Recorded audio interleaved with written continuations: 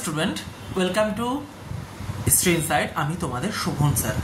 7ই মে কেন্দ্র সরকার প্রত্যেকটা রাজ্যে তোমার হচ্ছে মক ডিলের জারি করার কথা বলেছে। এবার প্রশ্ন হলো যে এই মক ডিলটা কি। দেখো, মক ড্রিল হলো একটা তোমার হচ্ছে সামরিক না, মানে অনুশীলন বা মহড়া। অর্থাৎ কোনো জরুরি অবস্থার জন্য কোনো অনুশীলন বা মহড়াকে তুমি মক ড্রিল বলতে পারো। অর্থাৎ ধরো কোথাও আগুন লাগলো, সেখান থেকে মানুষকে কিভাবে রেস্কিউ করতে হবে, তা ধরো কোথাও ভূমিকম্প হলো বা কোনো প্রাকৃতিক দুর্যোগ হলো, সেখান থেকে কিভাবে মানুষদেরকে বার করে আনতে হবে সেইটাকেই বলা হয় তোমার, সেই প্রশিক্ষণকেই বলা হয় বা সেই মহড়াকেই বলা হয় তোমার মক ডিল। অর্থাৎ মক ডিল হলো একটি অনুশীলন বা মহড়া যা কোনো জরুরি অবস্থার প্রতি কিভাবে দ্রুত বা সঠিক তোমার সেখানে রেসপন্স করা যায়। এবার তোমরা জানো যে আমাদের সাথে পাকিস্তানের সাথে আমাদের একটা উত্তেজনা চলছে।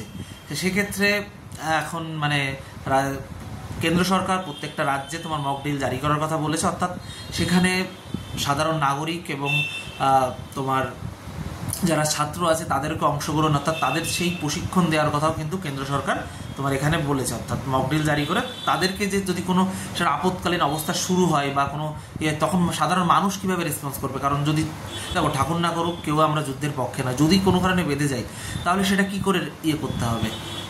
আর মানে দেশে আমাদের আজ 140 কোটি জনগণ ভারতের, এই যে 140 কোটি জনগণকে তো প্রত্যেকটা মানে কি বলবো, সেনার পক্ষে বা পুলিশের পক্ষে বা যারা ডিফেন্স আছে তাদের তো এক একজনকে সিকিউরিটি দেওয়ার সম্ভব না। যদি এরকম কোনো অবস্থা হয় তাহলে আমাদের নিজেদেরকেই সেই সিকিউরিটির ব্যবস্থা নিজেদেরকেই করতে হবে, নিজেদেরকেই সজাগ থাকতে হবে। তাই এই সব বিষয়টাকেই যেসব মহড়া বা প্রশিক্ষণ সেইটাকে বলা হয় তোমার মক ডিল। বুঝতে পেরেছো?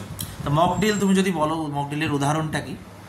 মক ডিল ধরো অগ্নিকাণ্ডের সময় কীভাবে আগুন নেভাবে, কর্মীদের নিরাপদে সরিয়ে নেওয়া, জরুরি সেবা, কর্মীদের সাহায্য করা, ধরো যারা ফায়ার ফাইটার আছে তাদের কীভাবে শেয়ার করতে হবে, মানে এইভাবেও করা যায়। মানে ধরো কোথাও আগুন লাগলো, সেখানেও সাধারণ মানুষ দেখবে ছুটে যায়, মানে তাদেরকে প্রশিক্ষণ দেয় যে তোমরা এইভাবে কাজটা করবে। তারপর ভূমিকম্প যদি মক ডিল দেখো, ভূমিকম্পের সময় কীভাবে আশ্রয় দেওয়া, কোথায় আশ্রয় নিলে ক্ষয়ক্ষতি কম হবে, সাধারণ মানুষদেরকে কীভাবে কোথায় সরিয়ে নিয়ে যেতে হবে।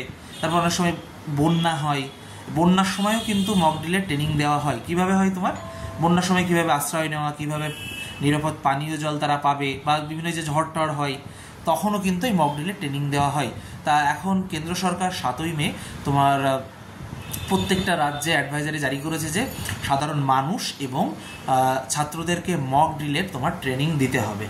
অর্থাৎ মক ডিল বিভিন্ন ধরনের হতে পারে, যেরকম তোমার কর্মীদের প্রশিক্ষণ, অগ্নি নির্বাপক মহড়া, উদ্ধার অভিযান, জরুরি বহির্গমন মহড়া, সেনা, বিভিন্ন বিষয়ে তোমার মক ডিল মানে হতে পারে। মক ডিল হলো তোমার হচ্ছে অনুশীলন বা মহড়া বা কোনো একটা বিষয়ে তোমার হচ্ছে কি বলবো, বা জরুরি কোনো অবস্থায় সাধারণ মানুষকে কিভাবে তৈরি থাকতে হবে তার একটা প্রশিক্ষণ তোমরা বলতে পারো।